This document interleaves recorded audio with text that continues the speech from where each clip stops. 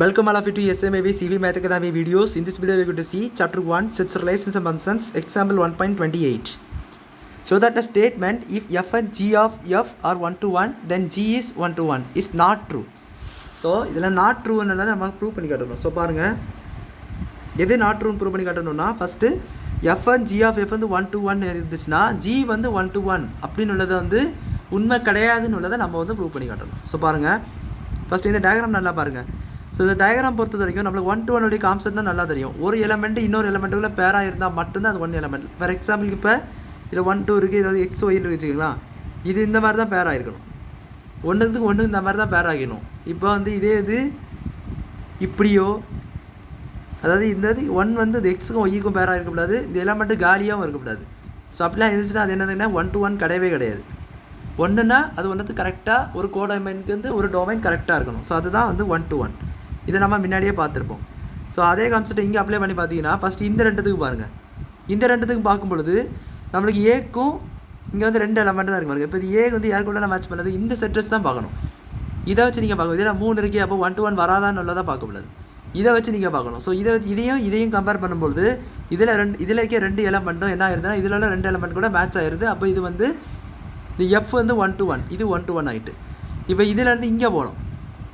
G of F தான் நம்ம பார்க்கணும். எஃப்1 ஜி ஆஃப் எஃப்னு பார்க்கணும். இப்போ எஃப் வந்து 1 to 1, G of F 1 to 1 பார்க்கணும்னா இது ரெண்டுத்தையும் பார்க்கணும்.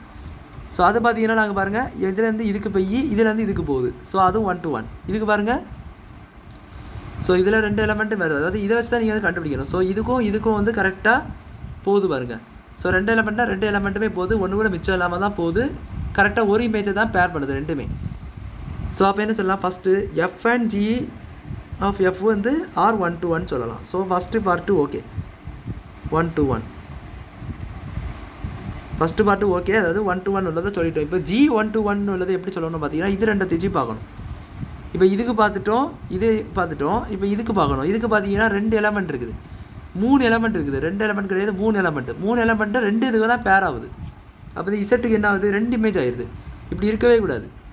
ஏன்னா ஒரு எலமெண்ட்டுக்கு ஒரு கோடொமைன் தான் இருக்கணும்னு உள்ளதான் 1 டொமைனுடைய கான்செப்ட், 1 to 1 உடைய கான்செப்ட். ஸோ அப்போ என்ன சொல்லலாம், ஜி இஸ் நாட் 1 to 1.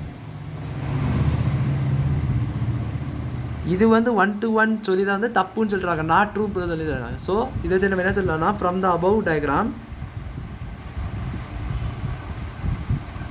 இந்த அபவ் டயக்ராமில் நம்ம என்ன சொல்லலாம், you can say F of G is f and g of f is 1 to 1. இதை நம்ம 1 to 1 சொல்லலாம்.